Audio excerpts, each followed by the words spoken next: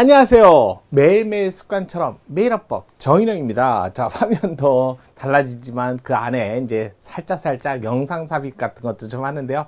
날이 갈수록 갈수록 조금씩 나아지는 게 저도 보기 좋습니다. 여러분도 실력이 하루하루 1일 매일화법 하면서 늘어나는 거 보셨으면 좋겠어요. 자, 갑자기 늘진 않아요. 자, 매일매일 싸고 저축하고 그런 것들이 쌓여서 어느 순간 여러분의 실력이 됩니다. 그러니까 참고 버티고 매일매일 헌법 저랑 같이 하세요. 자, 오늘은 25년 경찰 1차 문제고요. 자, 5월 10일 월요일 인간다운 생활할 권리 한번 스타트 해보겠습니다. 따라오시죠. 자, 인간다운 생활할 권리에 관한 설명 중 적절하지 않은 것을 고르세요. 틀린 질문 고르라는 거죠. 그러면 먼저 인간다운 생활할 권리 살펴봐야겠죠. 자, 헌법 34조에 헌법 34조 인간다운 생활할 권리죠. 인간다운 생활할 권리. 자, 우리 헌법 역사에서 인간다운 생활할 권리는 제헌헌법부터 있었던 건 아니고요. 5차 상봉하국 때 처음 우리나라 헌법의 개헌 과정에서 도입됐다. 헌법에 도입됐다. 자, 그러면서 인간다운 생활할 권리, 결국 사회적 기본권에 해당되는 사회적 기본권 중에서도 기본권 조문이 31조부터 36조에 해당되고, 이 기본권 중에 가장 일반적 포괄적 기본권의 성격을 갖고 있어요. 일반적 포괄적 기본권의 성격, 기본권으로서의 성질을 갖고 있기 때문에, 따라서 우리나라 사회 국가 원리, 자, 이거는 명시되어 있지는 않지만, 명시적 규정은 마련되어 있지 않지만, 규정은 없지만 당연히 인정한다 라고 할 때에 그 인정의 근거를 바로 사회적 기본권, 특히 일반 포괄적 기본권 포함한 요걸 보고 근거로 이야기할 수 있다. 물론 사회적 기본권뿐만 아니라 사회적 시장경제 질서를 근거로 한 119조부터 127조도 포함되지만, 그래도 이렇게 좀 정리를 하시면 좋을 것 같아요. 자, 인간다운 생활 권리, 결국 사회적 기본권을 보장함으로써, 아니, 먹고 살 수 있어야, 의식주 그 정도는 먹고 살 수 있어야, 여러분들 선거도 관심이 있고 먹고 살 수 있어야, 그래야 여행도 가고 하는 거죠. 먹고 사는 게 급급한데 신체의 자유며, 먹고 사는 게 급급한데 표현의 자유며, 먹고 사는 게 급급한데 진짜 하루에 두 끼도 먹기 어려운 시절이라면 70년대 좀 인간답게 산다는 것 자체가 어려운 개념이었어요. 근데 현대사회에 와서는 사회적 기본권을 인정받아야, 사회적 기본권이 어느 정도 누려져야 그 사회에서 나머지 자유권적 기본권도 더 실효성을 높이는 거죠. 그래서 자유권적 기본권의 실효성을 증대하기 위해서 어떻게 보면 기초가 되는 기본권, 기본이 되는 기본권이라고 볼 수 있죠. 그래서 위한 기본권으로서 조화롭게 인정받아야 돼요. 어느 하나가 뭐 반대가 된다든지 저촉되는, 그러진 않아요. 물론 사회국가 원리를 위해서는 국가는 증세가 있어야 복지도 있듯이, 그래서 사회적 기본권에서 사회국가 원리를 도출할 수 있고, 사회적 기본권 중에 포괄적 기본권, 인간다운 생활할 권리, 여기에 인간다운 생활할 권리 이러면서 이제 추상적 기본권의 성격을 갖고 있고, 구체적으로 법률 입법이 필요합니다. 추상적 기본권의 성격을 갖고 있어 입법 마련이 있어야만 입법의 구체화, 요게 필요하지만 다만 물질적 생활에 최소한의 물질적 생활에 필요한 급부는 경우에 따라서 직접 도출되기도 합니다.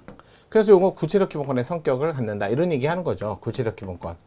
자, 그러면 이 최소한의 물질적 생활을 어느 정도 해야 되는데요? 건강하고 문화적 생활을 위한, 자, 기본, 건강하고 문화적 생활을 위한 기본, 요 정도는 돼야죠. 그러면 이거는 구체적 기본권이니까 직접 나온다 했죠. 그러니까 뭐 하는 거야? 국가는 이런 건강하고 문화적 생활의 기초를 위한 실질적 기준을 마련할 의무가 있다. 그렇다 해서 국민의 기본권이 바로 권리가 도출되는 건 아닌데, 요건 된다는 거죠. 최소한의 물질적 생활에 필요한 급부만큼은. 하지만 그 이상을 요구할 때는 반드시 입법적 마련이 필요하다는 거고, 그래서 추상적 기본권이다, 이렇게 나오는 거죠. 그래서 실질적 기준을 마련하는 의무가 있다. 대표적인 게 공영방송이에요. 그래서 공영방송, 자, 연말이라든지 또는 민족의 명절에는 국민들이 건강하고 기초적인 문화적 생활을 위한 기초가 되는 부분만큼은, 그래서 최신 영화는 아니어도 한 6개월, 1년 범위 안에서 영화를 국민에게 누구나 다 접근할 수 있는 공영방송이 실질적 조건, 실질적 기준을 마련한 의무에 따라서 방영을 해주는 거죠. 이런 것들이 나온다는 거예요. 하지만 그 이상을 요구할 때는 반드시 입법적 마련이 있어야 되고, 입법이 있고 나서 그 다음에 법률을 타고 청구를 할 수 있을 뿐이다, 된다 이렇게 나오는 거죠. 자, 그러고 나서 사회보장, 복지 보장에는 보상도 있고, 그 다음에 부조, 그냥 공공부조라고 하죠. 뭐 공공부조야 반대급부 없이. 그래서 국가가 일괄적으로 그래서 최저생계비 이하 한 60%, 그러면 각종 급여 수급권을 주는 거죠. 그럴 때 통장, 계좌, 사본 이런 것들을 제출하라고 하는 거 그 자체는 반하지 않는다 이렇게 가시면 될 것 같아요. 자, 그러고 나서 복지도 있어요. 복지도, 그다음에 보상도 있고, 그다음에 보험이라는 제도 있죠. 보험, 요거 국민건강보험, 국민연금보험, 우리 가입이 강제되고 금액도 일방적으로 정해지고 내지 않으면 강제징수까지 하는데, 그래서 바로 한 달 안 냈다 해서 바로 끊거나 그러진 않아요. 최근에 외국인에 대해서 일정한 조건에 해당되면 국민건강보험 혜택을, 보험료 납부하고 혜택을 주는데 한 달 안 냈다 해서 무조건 끊는다. 그건 너무 심했다. 과잉금리 정책에 반했다. 이런 판례가 나오는 거죠. 물론 여기서는 최소한의 보호조치, 그러면 과소보호금지 원칙에 근거해서 국민의 기본권을 실현하기 위한 최소한의 보호조치를 했냐 안 했냐로 따지지만, 그 자체가 또 누군가에는 과잉금지 원칙에 반할 수도 있으니까 과소보호금지 원칙에 반한다 해서 통과되는 게 아니라, 또 과잉금지 원칙 위반 여부가 문제되면 또 과잉금지 원칙도 검토해야 된다는 거 꼭 잊지 마세요. 자, 그 정도는 정리를 하셔야 돼요. 그 다음에 우리나라에서 헌법에 34조에만 장애자라는 규정이 마련되어 있다는 것도 기억하시고요. 국가는 재해나 국민의 건강, 국민을 위해서 보호할 노력할 의무가 있다. 이거 법적인 어떤 사법적인 구속력은 갖고 있지 않지만 최소한의 조치를 취할 의무는 있다는 건 꼭 알아두세요. 인간다운 생활할 권리에 관한 설명으로 가장 적절치 않은 거 여기 나오죠. 공영방송은 사회문화 경제 약자, 소외계층이 마땅히 누려야 할 문화에 대한 접근 기회를 보장하여 인간다운 생활할 권리를 실현할 기능을 수행하므로 실질적 조건을 위해서 존립가치나 책무가 큰 의무가 있다. 맞아요. 두 번째, 재요양이라는 게 한 번 병에 걸렸다가 다시 걸렸다는 거죠. 그러면 한 번 걸린 다음에 다시 걸렸을 때 그 간격, 사이 간격이 분명히 충분히 벌어졌다. 그러면 처음에 요양받을 때 수입, 뭐 근로를 통해서 얻을 수 있는 수입, 한마디로 보수라는 게 나중에 또 걸렸을 때 그때 당시에 또 수입 다를 수 있잖아요. 그렇기 때문에 자, 재요양 당시의 임금을 기준으로 수요급여를 산정하도록 하고, 만약에 재요양 당시에는 또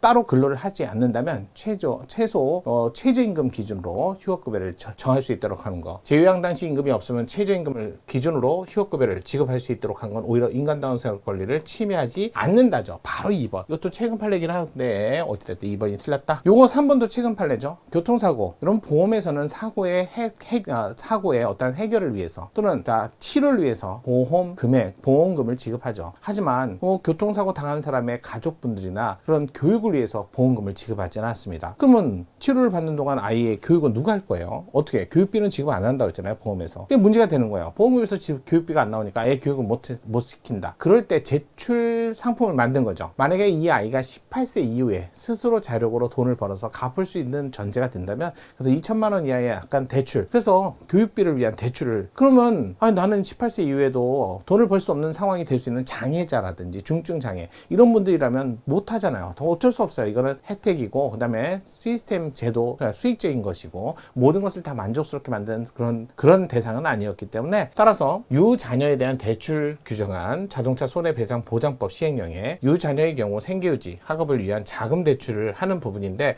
이게 나중에 18세 이후에 그 돈을 갚을 수 있는 능력에 따라서 이 대출 상품을 이용할 수 있는 여지를 결정하는 거. 뭐 모든 삶이 만족스러운 건 아니죠. 최소한의 물질적 생활에 필요한 최소한의 급부, 이 정도만 과소보호 금전책임에 반하지 않기만 하면 되기 때문에 이거 자체는 침해하지 않았다. 최근 판례 많이 나왔어요. 이 지문은요. 네 번째, 공무원에게 재해 보상을 위해서 실시되는 급여의 종류, 휴업급여, 상병 보상급여. 그러면 공무원은요, 휴업급여, 상병 보상급여 따로 제도를 두지 않는 이유가 월급이 다 나갑니다. 뭐 100%는 다 아니어도 휴업하는 동안에, 그러니까 휴직 동안에. 그래서 나중에 다시 복직이 가능해요. 하지만 일반 직업에 갖고 있는 분들은요, 휴직 동안에 뭐 월급이 나가지도 않아요. 또 휴직도 아니죠. 퇴직이 되겠죠. 나중에 복직이 안 돼요. 그러니까 휴업급여 또는 상병보상연금을 규정을 둬야 되지만 공무원은 따로 두지 않는다 해도 합리적 이유가 있다. 침해하지 않는다. 이것도 최근에 나왔던 판례니까요. 정답이 2번이었어요. 인간다운 생활할 권리, 구체적인 내용에 근거한 판례를 주로 내지, 구체적인 내용에 관한 기본권에 관한 연역이라든지 이런 것들 나오면 너무 쉬운 문제이기 때문에 요즘 최근 판례들 한번 문제로 된 거 살펴봤습니다. 월요일 시작인데요. 앞으로 일주일간 또 열심히 달려보겠습니다. 자, 정인영과 함께하는 헌법 즐겁습니다. 행복합니다.